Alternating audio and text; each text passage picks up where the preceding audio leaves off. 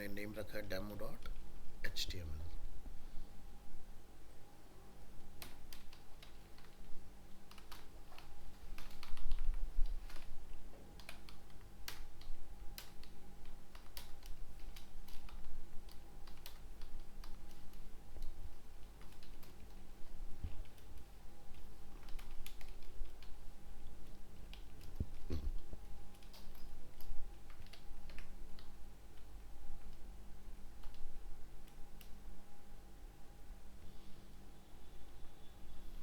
तो यहाँ तक तो कोई डाउट नहीं है, क्लियर है सब। तो इमेज के लिए क्या लिखते हो आप? इमेज के लिए एच आर ई एफ लिखते हो? इमेज के लिए या लिंक के लिए? एच आर ई एफ किस में यूज़ होता है? लिंकिंग के लिए। इमेज के लिए क्या यूज़ होता है? एस आर सी, है ना? तो अब आप ये बताओ, लिंक किस पे लगाना चाह रहे हो, टेक्स्ट के ऊपर या इमेज के ऊपर? इमेज के ऊपर। तो first I M G S R C. अब इमेज कहाँ है, ऑनलाइन या ऑफलाइन? ऑनलाइन है। तो ऑनलाइन जो भी इमेज को आपने लिंक करना है, जैसे कि फ्लिपकार्ट का रेफरेंस ले लेते हैं और हम यहाँ पर ये मॉनिटर का रेफरेंस ले लेते हैं, ठीक है? ओपन करेंगे और जो भी इमेज आप कनेक्ट करना चाह रहे हैं उसको हम यहाँ से ओपन करेंगे, ठीक है? लिंक कॉपी किया हमने और उसको लाके यहाँ पर कॉल कर लेना है इस तरह से। तो हमारे फोल्डर में नहीं है, हमने लाइव पाथ कनेक्ट किया है, तो आप इस तरह से डिफाइन करेंगे। A L T means alternate text. यहाँ पर जाके आप अपने प्रोडक्ट का नेम वगैरह डाल दो, जैसे कि सैमसंग एसेंशियल सीरीज S3, और इसको कॉल कर दो इसके अंदर, ठीक है? नेक्स्ट, यहाँ से हम इसको क्लोज कर लेंगे। अब इस फाइल को ब्राउज़र में ओपन कीजिए और चेक कीजिए क्या ये फाइल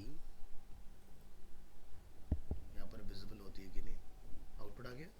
अब हम इसका लिंक कनेक्ट करना है। तो लिंक यानी कि हम चाहते हैं ये प्रोडक्ट ओपन हो जाए। इस तरह से क्लिक करने के बाद तो आप यहाँ से नोट पैड ओपन करेंगे अगेन और क्या लिखेंगे, AHREF, और यहाँ पर आपने लिंक डिफाइन करना है, ठीक है? और ए टैग को क्लोज कर देना है। यहाँ पर करेंगे रिफ्रेश। अभी हम क्या नोटिस कर रहे हैं, हैंड का सिंबल आ रहा है, क्लिक करिए, देखो लिंक अटैच हो गया, ठीक है? अब इसमें कोई कंफ्यूजन है तो बताओ, क्लियर है? तो ट्राई करके देखना, अगर नहीं होगा तो दोबारा पूछना, ठीक है? और किसी का कोई डाउट HTML वगैरह में? हाँ जी बोलिए। किसमें? ड्राइव में है, ठीक है, चेक करते हैं। प्रभरूप नाम है ना आपका?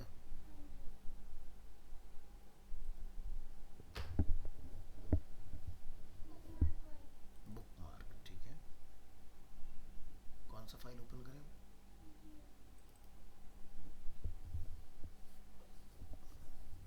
क्या प्रॉब्लम आ रहा है आपको इसमें? इसमें जो एक बॉर्डर इमेज आपने बताया था लगाना, बैकग्राउंड इमेज जो थी वो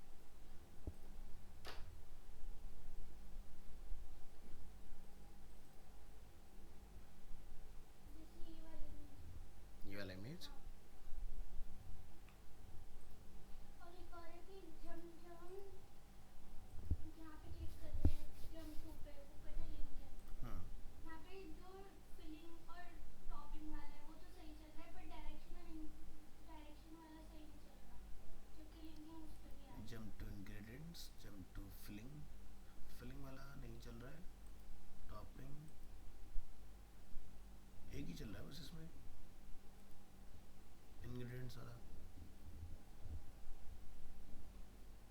तो बाकी के आपके काम नहीं कर रहे ना, ऐसा क्यों हो रहा है? क्योंकि हमारे पास ना स्क्रीन की हाइट ज़्यादा है और कंटेंट जो है वो कम है। अब देखो ये काम कैसे करेगा। अगर हम अपने इसको डेमोन्स्ट्रेट करना चाहें, अब आप देखो यहाँ से चूज़ करो जंप टू डायरेक्शन। फ़िलहाल आपने लिंक नहीं लगाया हुआ है, इसका आपने लिंक लगाया हुआ है, ठीक है, ये काम कर रहा है आपका। फिलिंग वाला आपका काम नहीं कर रहा है, फिलिंग में आपने लिखा है F1, ठीक है। तो हम क्या करेंगे, अपने कोड में आएंगे और फाइंड करेंगे F1 आपने कहाँ यूज़ किया है। तो आपने ई टैग में क्या लिखा है, हैश F1। तो हमें दोबारा फाइंड करना है F1 आपने कहाँ लिखा है, यहाँ पर। अब ये क्लास क्यों है, इसकी जगह पर क्या होना चाहिए, आईडी, ये गलती है। और आपने क्या लिखा, जैसे कि ये T1, तो T1 को फाइंड करो। फाइंड किया हमने, तो यहाँ पर आईडी लिखा है आपने, और अप साइड जाएंगे, अपने लिंक में क्या लिखा है, हैश T1। तो ठीक है, इसको कैंसिल कर देते हैं, href hash T1 ID T1। अब रिलोड करेंगे, स्क्रीन का साइज रिसाइज करेंगे, रिफ्रेश करने के बाद ये अपना इंग्रेडिएंट हो गया, ये फिलिंग हो गया, ये आपका टॉपिंग हो गया। एक और आपका क्या रहता है, डायरेक्शन। डायरेक्शन के लिए आपने यूज़ किया D1। तो D1 आपने यहाँ पर अगेन आईडी का प्रॉब्लम है, यहाँ जाके लिखिए आईडी, रिफ्रेश कीजिए अपनी फाइल को, क्लिक करिए, देखिए डायरेक्शन आ गया, ठीक है। और क्या प्रॉब्लम आ रही है इसमें? बस ये जो बैकग्राउंड इमेज है वो साइड पे आनी चाहिए, बॉर्डर की तरफ। कहाँ रखना है आप इसको, कहाँ रखना चाह रहे हैं? ऐसे बॉर्डर आना चाहिए ना पूरे पेज का बॉर्डर। तो ये आपका पूरे पेज का बॉर्डर नहीं बन पाएगा, क्योंकि स्क्रीन वाइड है और आपका जो इमेज है वो डिफरेंट है। जैसे आपने बनाया ना केक बॉर्डर, ये आप देख रहे हैं, ये 1:1 के रेशियो में इमेज है। तो इसको कैसे फिक्स करोगे आप? तो या तो आप इसको ऐसा बनाएं कि ये वाइड हो, जैसे हमारा 16:9 का रेशियो होता है। अगर जो हमने लिखा है उसको हम 1:1 रेशियो में करना चाहें तो? हाँ, तो उसके लिए फिर आपको अभी CSS वगैरह सीखना पड़ेगा, तब पॉसिबल है। मैं तो कर दूंगा, लेकिन आपको नहीं करना है कभी, ठीक है। ये लेटर ऑन वाली चीज़ें हैं, ठीक है। पहले हमें और प्रॉपर्टी सीखनी होंगी इसके लिए, तब पॉसिबल होगा।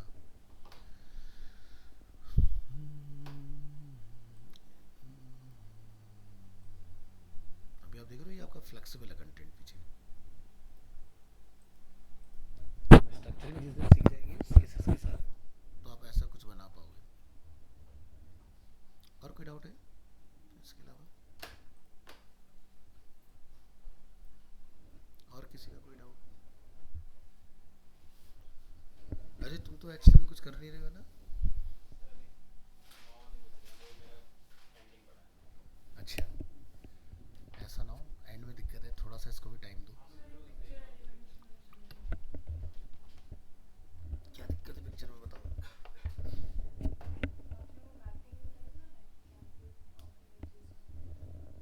मैप एलिमेंट तो दो अलग अलग टॉपिक है, वो तो पिक्चर से उसका क्या रिलेशन?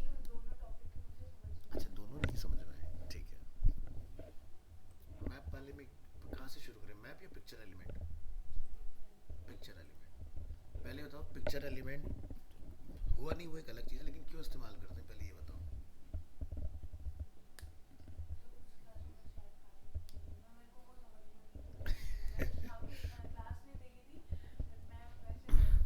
हमने ना बेसिकली 3 बार डिस्कस किया पिक्चर एलिमेंट अपनी क्लास में अभी तक। देखो क्या होता है ना, पिक्चर एलिमेंट की रिक्वायरमेंट नॉर्मली नहीं आती है। कब यूज़ करना है, जैसे एग्जांपल समझिए। अब ये एक फ्लिपकार्ट जैसी वेबसाइट हम लोग देख रहे हैं ना, बैनर क्या है, काफ़ी ज़्यादा वाइड है ना। अब क्या होगा कि अगर हम एक बैनर का रेफरेंस यहाँ से लें, open image in new tab, और अगर हम मोबाइल यूज़र को ये इमेज सेम दे दें, खैर इसमें ये रिस्पॉन्सिव नहीं होगा, हमें मैनुअली करना पड़ेगा।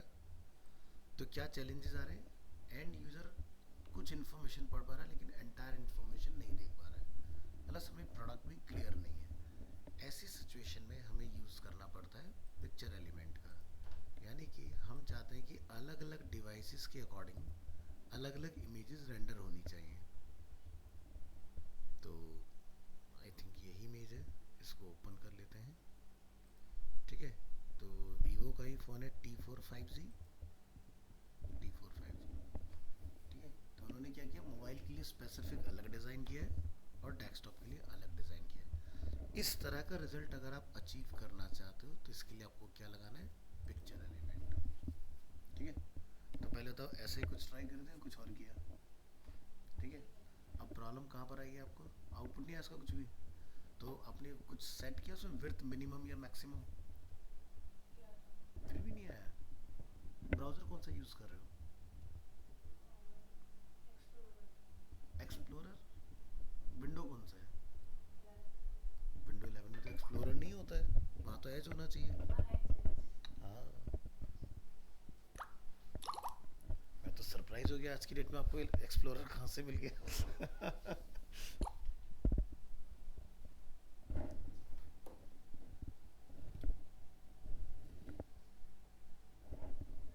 चलिए, तो फाइल बनाई है आपने वैसे,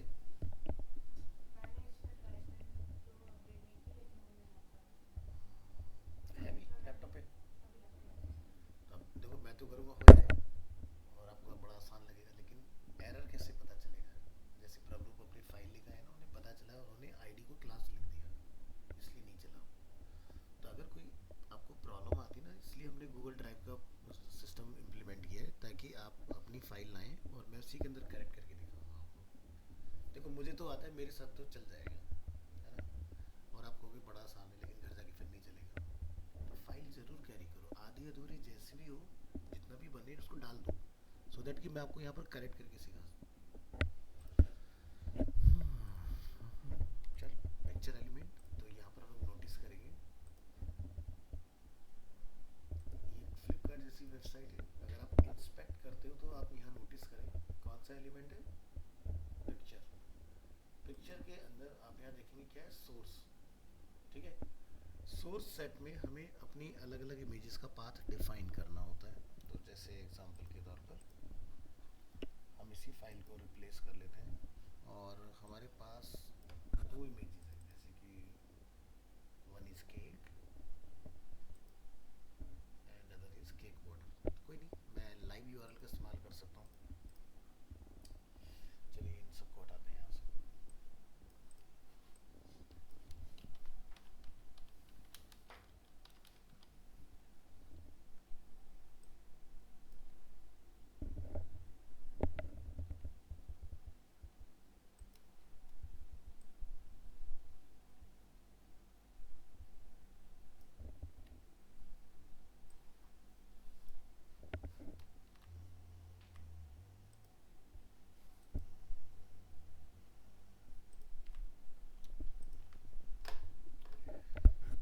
तो ये हो गया हमारा पिक्चर एलिमेंट।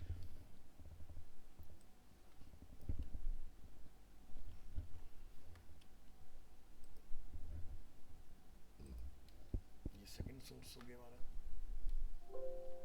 ठीक है, तो हमारे पास, मैंने इसको कॉपी क्यों किया, क्योंकि पिक्चर एलिमेंट आपको लगाना आता है ऑलरेडी। उसकी ओपनिंग करेंगे आप, क्लोजिंग करेंगे इसकी यहाँ पर इस तरह से। इसमें हमें क्या ध्यान रखना होता है, एक डिफ़ॉल्ट IMG SRC देना होता है। ठीक है, वो डिफ़ॉल्ट हम लोग क्यों डिफ़ाइन करते हैं कि मान लीजिए अगर किसी पर्सन के पास बिल्कुल आउटडेटेड वेब ब्राउज़र है, तो उस केस में वो इमेज आपकी वर्क करे वहाँ पर। तो जैसे हम फर्स्ट पाथ को यहाँ से कॉपी करेंगे और ब्राउज़र में चेक करेंगे, तो ये क्या है, वाइड बैनर है। तो डिफ़ॉल्ट हम लोग चाहेंगे कि यही इमेज हमारी ओपन होनी चाहिए। हमने SRC में इसको पास किया इस तरह से। ALT अगर इसका कोई है तो वो आप यहाँ डिफाइन कर देंगे, जैसे कि हम इसको नेम दे देंगे यहाँ पर। ये कौन सा फ़ोन था, वीवो T45Z।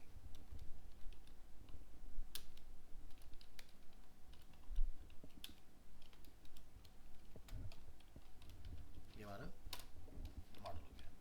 तो ये हमने किस लिए डिफाइन किया, अगर सोर्स रेंडर नहीं होता है उस केस के लिए।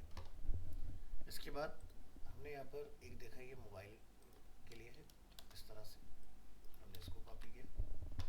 ये हमारे पास दो डिफरेंट सोर्सेज अवेलेबल हैं इस तरह से। ये हमारा IMG है, इसकी फ़िलहाल हमें नीड नहीं है, इसको डिलीट कर दीजिए आप। और ये हमने अपने URL यहाँ डिफाइन किया इस तरह से।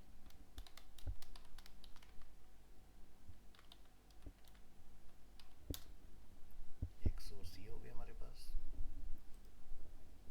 और एक ये हो जाएगा।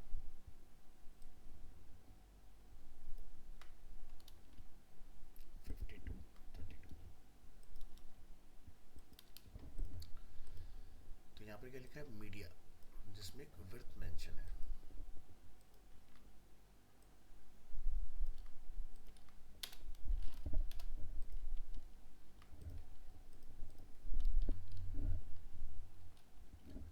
तो इस इमेज का हम लोग विड्थ चेक करेंगे, कितना विड्थ है। यहाँ पर पॉइंटर लाइए, 472 बाय 230। तो हम यहाँ पर मैं भूल गया छोटा वाला यूआरएल कौन सा था, आई थिंक यही होना चाहिए। हाँ।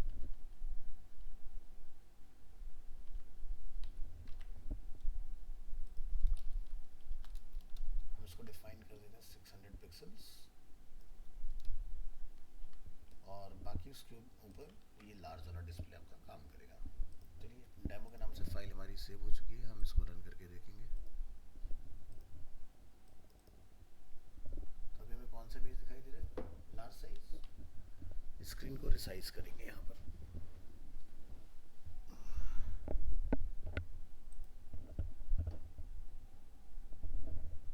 कहीं गड़बड़ है, मैनुअली चलाइए।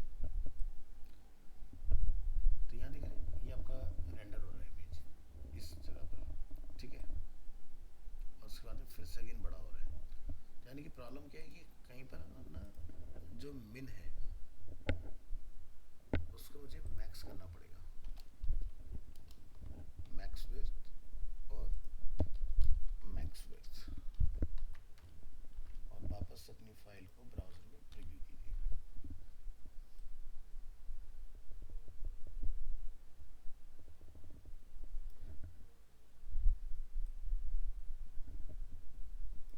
एक इसमें व्यू पोर्ट की और कमी है, व्यू पोर्ट भी डिफाइन करो। लिखेंगे Meta name view port content width equal to device width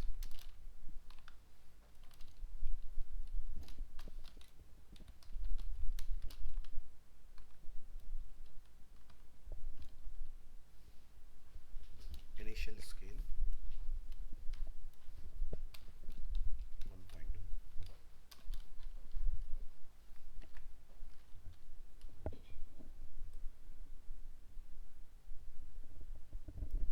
और देखिए कोई और विड्थ अलग से नहीं है इसके अंदर, SRC सेट। अब हम मिन के साथ जा सकते हैं।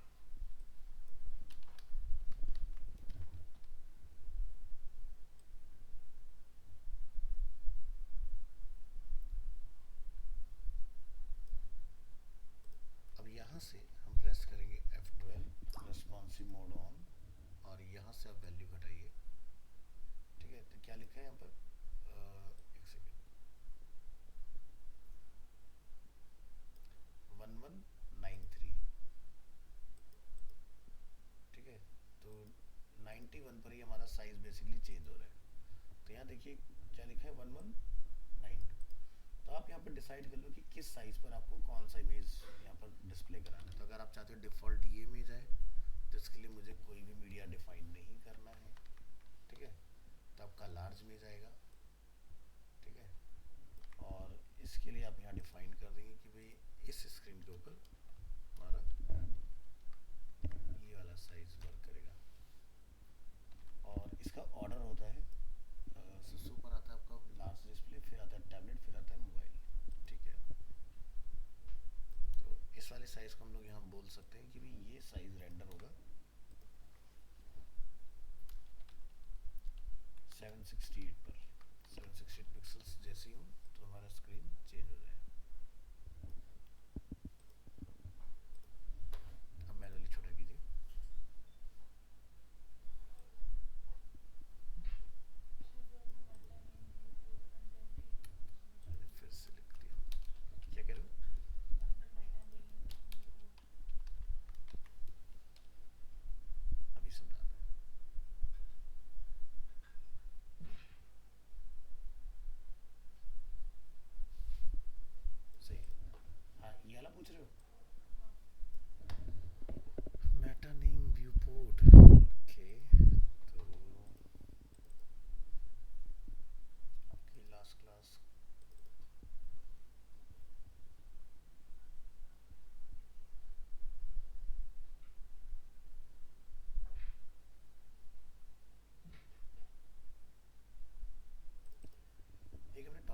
HTML में रिस्पॉन्सिव डिज़ाइन, ठीक है, इस क्लास में थी तो आपने मतलब वीडियो नहीं देखा लास्ट क्लास का, तो फिर कैसे समझ में आएगी चीज़ें। देखो यहाँ पे सब ये व्यू कोड वगैरह सब डिस्कस किया हुआ है इसके अंदर कि अगर किसी फाइल में अगर मेटा व्यू कोड नहीं होगा तो मोबाइल मोड में उसका आउटपुट क्या आएगा, इस तरह से जूम आउट होके, और अगर आपने व्यू कोड ऐड किया होगा, ठीक है, अब देखो मोबाइल मोड में इसका आउटपुट एकदम परफेक्ट आएगा, है ना। तो यही है मेटा व्यू कोड। अगर आप कोड को कंट्रोल यू प्रेस करो, क्या लिखा है, मेटा नेम व्यू कोड, यानी कि इसका काम क्या होता है, जो भी आपने कंटेंट डिजाइन किया है उसकी विड्थ डिवाइस की विड्थ के इक्वल टू रहेगी। अब वो चाहे मोबाइल फ़ोन हो, चाहे वो टैबलेट हो, लैपटॉप हो, डेस्कटॉप हो, टीवी हो, जो भी डिवाइस होती हो। इनिशियल स्केल 1.0 का मतलब क्या होता है कि 100%, अगर 2.0 कर दो तो 200% हो जाएगा, ठीक है। तो कभी अगर कोई क्लास नहीं ले रहे हो तो नेक्स्ट क्लास वीडियो ज़रूर देख कर आओ, नहीं तो समझ नहीं आएंगी चीज़ें आपको। वीडियो रिकॉर्ड करने का फ़ायदा क्या होगा,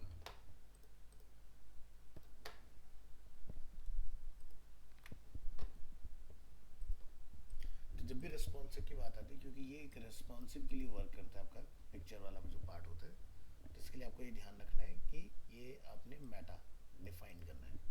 प्लस इसमें आपको मीडिया के अंदर आप जाके अपनी विड्थ डिफाइन करेंगे, किस विड्थ के ऊपर क्या चेंजेस आपके होने चाहिए इसमें। हो गया रिस्पॉन्सिव। अब यहाँ से हम रिसाइज करके देखो अपने ब्राउज़र को, कहाँ गया हमारा टॉपिक,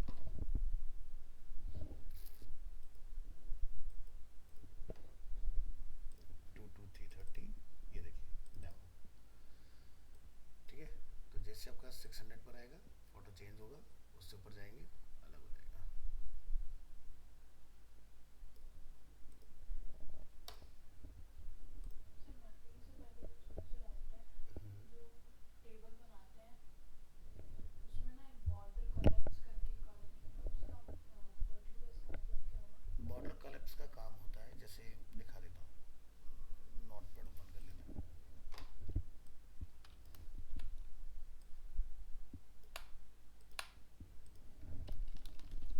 आप एक टेबल टैग डिफाइन करें और इसमें हम डिफाइन करेंगे T R stand for table row, और इसमें हम डिफाइन करेंगे टी टेबल हेडर, और यहाँ पर हम लोग जैसे डिफाइन कर लेंगे फर्स्ट नेम, या जैसे हम इसको फर्स्ट नहीं करते, लिख देते ओनली नेम,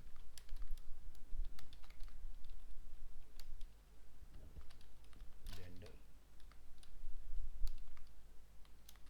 एज,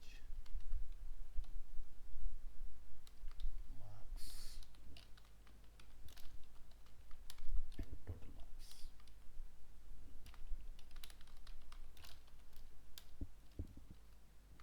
और यहाँ पर टी आर को आप इस तरह से क्लोज कर लेंगे। नेक्स्ट आप ओपन करेंगे अगेन एक न्यू रो, और इसके रिस्पेक्ट में आप कुछ डेटा इसमें ट्रांसफर करोगे, और टी आर को क्लोज कर लीजिए, और टेबल टैग क्लोज। तो जैसे कि हम लोग नेम यहाँ डिफाइन कर देते हैं, मोहन, एज पर name gender is male, 20, marks इसने ऑब्टेन किए हैं 70, ठीक है, एग्जाम्पल। ऐसे 2 से 3 एंट्री हम लोग यहाँ पर डिफाइन कर लेते हैं। ये सोहन हो गया,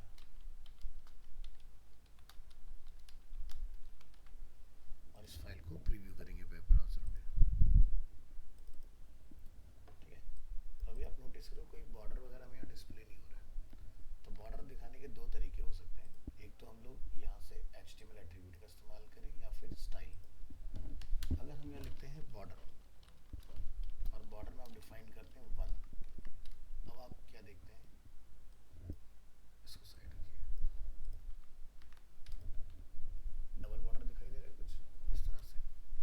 और अगर हम लोग CSS अप्रोच के साथ जाए, तो मैंने आपको ये तरीका सिखाया था उस फाइल में, आप यहाँ लिखेंगे स्टाइल एंड स्टाइल क्लोज, फिर सेलेक्टर यूज किया था, टेबल TR TH, TR नहीं आएगा, ओनली TH एंड TD आएगा।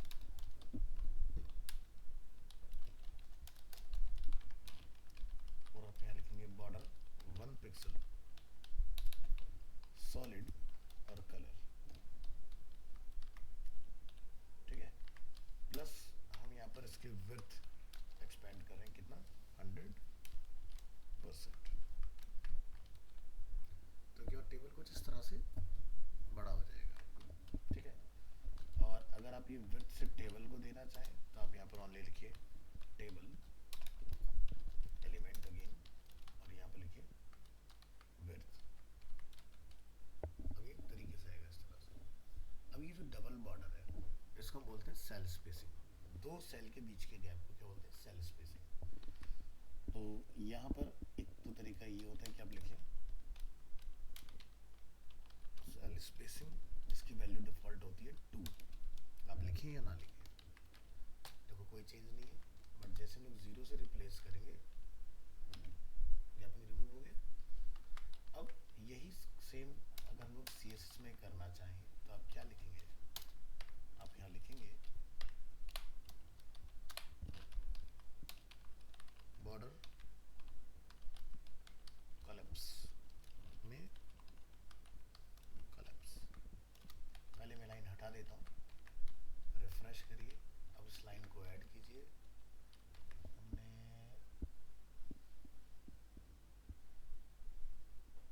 THTD बॉर्डर,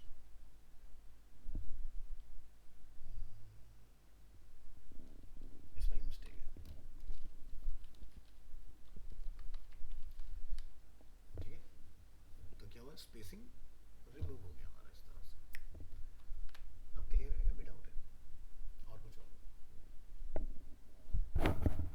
मैपिंग, जो एक इमेज के ऊपर अंदर हम लोग मल्टीपल लिंक लगाते हैं, ठीक है। इमेज मैप, चलिए इस एग्जांपल को ओपन करेंगे। तो जैसे कि हमारे पास ये एक इमेज है।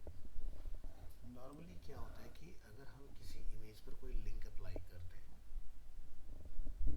इसका भी बना लेते हैं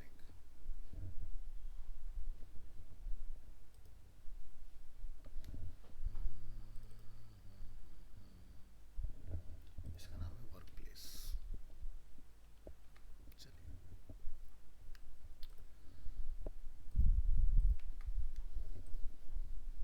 आपकी फाइल ओपन कर लेते हैं यहाँ पर।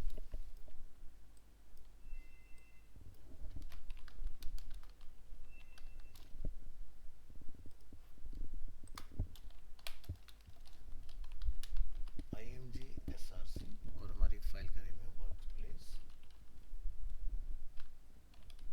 एक्सटेंशन है इसका JPG, ALT यहाँ लिख दीजिए वर्क प्लेस। और इस फाइल को हम प्रीव्यू करेंगे वेब ब्राउजर में।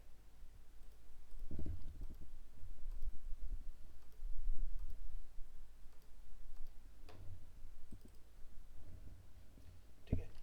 अब मान लीजिए कि आपको इसके ऊपर कोई लिंक पॉइंट करना है, आप क्या लिखेंगे, AHREF, और हम चाहते हैं कि इसके क्लिक करने पर यही सेम इमेज ओपन हो जाए, और हमने ए टैग को क्या किया, यहाँ से क्लोज, एक न्यू फाइल ओपन हो, न्यू टैब ओपन हो, सॉरी, हमने क्या यूज़ किया, टारगेट अंडरस्कोर ब्लैंक। तो देखो अभी आप क्या नोटिस कर रहे हो, एंटायर इमेज के ऊपर लिंक अवेलेबल है, और हम क्लिक करें, हमारा काम तो हो रहा है, पर्पस तो सॉल्व हो रहा है, बट एक ही लिंक हम लोग लगा पा रहे हैं।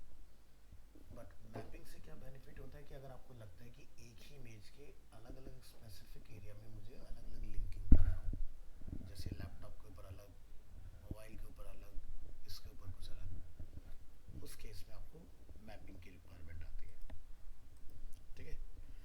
तो ये आपका इमेज मैप का टॉपिक है। मैप में हम लोग क्या क्या शेप बना सकते हैं, जैसे कि रेक्टेंगल, सर्कल, और एक और हमने नीचे बताया था पॉलीगोनल, ठीक है, जो कि इस तरह से बनती है। अब आप मुझे बताओ इसमें क्या नहीं समझ आया, हम उसके ऊपर बात करते हैं। ये तो क्लियर हो गया कि क्यों बनाते हैं, मल्टीपल लिंक्स के लिए। वो मुझे समझ में आया, लेकिन मैपिंग किया कैसे वो नहीं समझ किया में कैसे, अब देखो आईएमजी एट्रीब्यूट में एक हमने अलग एट्रीब्यूट डिफाइन किया, यूज मैप। ठीक है, तो यानी कि पहली चीज़ जो हम लोग अपनी नोटपैड फाइल में बना रहे हैं, हमें यहाँ पर ध्यान देना है कि इसको मेंशन करना है। तो हम लोग जैसे यहाँ से इसको कर लेते हैं कॉपी, इसका नेम क्या है, वर्क मैप। ज़रूरी नहीं वर्क मैप रखें, लेकिन इमेज के अकॉर्डिंग हमने इसका नेम वर्क मैप डिफाइन किया है। जब भी हम लोग इमेज मैपिंग की बात करेंगे, हम कभी भी ए टैग का इस्तेमाल नहीं करेंगे, पहली चीज़। तो ये हमारा हमने वर्क मैप डिफाइन कर दिया। अब आप यहाँ से क्या करेंगे, मैप एलिमेंट का इस्तेमाल करेंगे, लिखेंगे मैप, सॉरी मैप, और मैप को आपने क्या करना है, क्लोज। इस तरह से मैप के अंदर आपको एट्रीब्यूट डिफाइन करना है नेम, और नेम में आप क्या पास करेंगे, वर्क मैप। अब ये जो इमेज टैग है वो मैप के साथ बाइंड हो चुका है आपका। अब हमें क्या करना है, एरिया का इस्तेमाल करना है। आप यहाँ यूज करेंगे एरिया।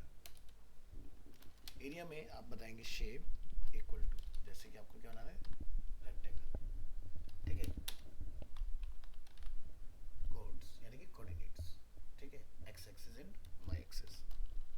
ठीक है, इसके बाद इसमें आप यहाँ से अपना डिफाइन कर देंगे HREF वगैरह कि हमें क्या रखना है। तो जैसे कि हमने इसमें अपना डिफाइन किया था कंप्यूटर की फाइल का लिंक, कंप्यूटर के ऊपर क्लिक हो तो कंप्यूटर की फाइल ओपन हो जाए। तो मैं फिलहाल कोई और लिंक यहाँ पर आपको अटैच करके दिखा देता हूँ। कोऑर्डिनेट्स में आपके कोऑर्डिनेट्स आ जाएंगे। अब कोऑर्डिनेट्स कैसे निकालते हैं, तो वो क्लियर है या वो बताऊँ, नहीं बताना वाला पार्ट, ठीक है। वो आपने फोटोपिया का बताया था, इतना मुझे याद है। हाँ, मैंने वहाँ से बताया था। दूसरा मैंने एक वेबसाइट भी आपको बताया था जहाँ से आप गेट कर सकते हो कोऑर्डिनेट। ठीक है, तो किसके थ्रू बताऊँ ये बताओ, फोटोशॉप के थ्रू। तो देखो फोटोशॉप या फोटोपी दोनों सेम ही होते हैं, देयर इज़ नो चेंज। आप बस यहाँ जाइए और लिखिए फोटोपी, क्योंकि जल्दी खुल जाता है कंपैरेटिवली फोटोशॉप, तो मैं इसको प्रेफर कर रहा हूँ। इसके बाद जो हमारी इमेज है, आप इसको यहाँ पर ओपन कर लोगे। तो हमारी जो इमेज है, हम उसका लिंक लेते हैं यहाँ पर, और इस तरह से डायरेक्ट पेस्ट। अब देखो सिस्टम क्या है, आपने इस लैपटॉप के अराउंड ऐसे गाइड प्लेस कर लेना है। ठीक है, तो यानी कि यहाँ क्रॉस हो रहा है, तो मुझे ये कोऑर्डिनेट लेना होगा एक्स वाई में। इसी तरह से मैंने यहाँ टच किया इसको बिल्कुल एज पर,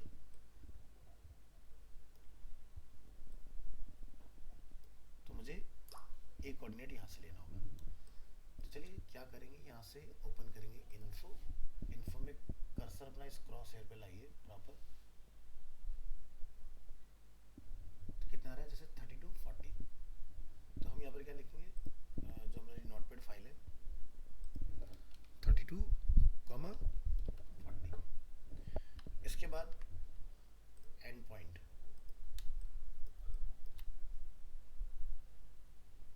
जैसे 273 350।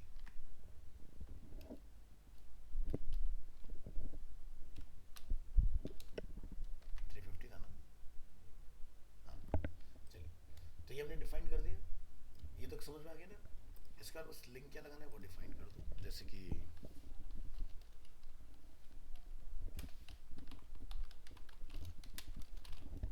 और ALT वगैरह भी आप इसमें डिफाइन कर सकते हो। एक शेप हमने डिफाइन किया। ब्राउज़र में आएंगे, इस फाइल को हम रीलोड करेंगे, नोटिस करेंगे तो आप देख सकते हैं पूरी शेप के ऊपर कोई लिंक नहीं है। लिंक कहाँ पर अवेलेबल है, सिर्फ लैपटॉप के ऊपर। लैपटॉप से जैसे बाहर आओगे देखो कोई लिंक नहीं मिलेगा आपको। क्लिक करो और एंजॉय करो गूगल की वेबसाइट। इसी तरह से मोबाइल के ऊपर आपको बनाना है, सेम प्रोसेस वहाँ भी फॉलो हो जाएगा। यहाँ लिख देते हैं विजिट याहू फॉर एग्जाम्पल। तो मोबाइल के कोऑर्डिनेट्स आप यहाँ से निकालेंगे।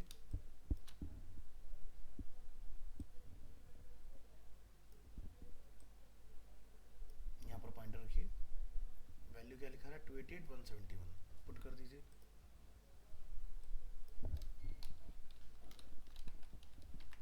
इसके बाद इसके एंड पॉइंट के कोऑर्डिनेट्स लीजिए, यहाँ की वैल्यू निकालिए 335 248।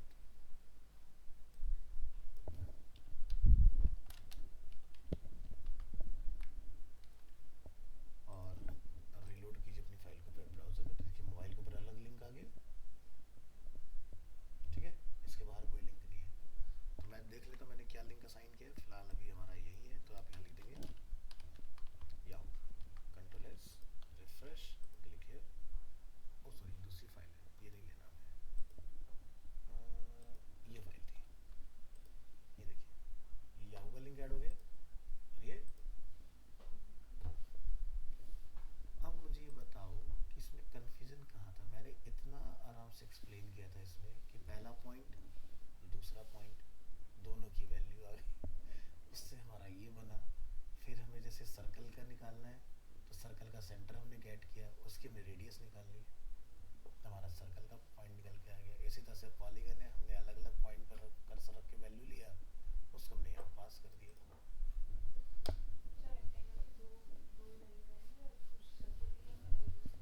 सर्कल में दो वैल्यू आएंगी, यानी कि हमारा सेंटर पॉइंट कहाँ पर है, एक्स और वाई में, और फिर उसकी रेडियस। मान लो सर्कल जैसा का 10 पिक्सल का है, तो रेडियस कितना हो गया, 5 पिक्सल, है ना, सिंपल मैथ है। तो आई थिंक इससे आसान तो नहीं हो सकता, हर एक चीज़ को पूरा लाइन ड्रॉ करके समझाया हुआ है ना। बाकी फिर मैंने आपको एक वेबसाइट भी बताई थी इसके लिए, है ना, आपके व्हाट्सएप ग्रुप में उसका लिंक भी है, अगर आप नोटिस करेंगे उसमें, तो मैंने आपको शेयर किया था एक लिंक, ये देखो imagemap.net, आप ही के बैच के अंदर है। इतनी मेहनत नहीं करना तो ये तरीका लगाओ, तो जैसे कि डी ड्राइव, TTS, अपना बैच टाइम 2 to 3:30, ये वर्क प्लेस। अब देखो यहाँ पर आपसे टाइप पूछे जाएंगे, रेक्टेंगल, पॉली या सर्कल। आपको सर्कल बनाना है, आपने ऐसे सर्कल चूज किया, ठीक है, तो आप यहाँ से क्लिक करेंगे, बन गया सर्कल, उसको सेट कर लो, उसको मूव कर लो, कहाँ रखना चाह रहे हो आप।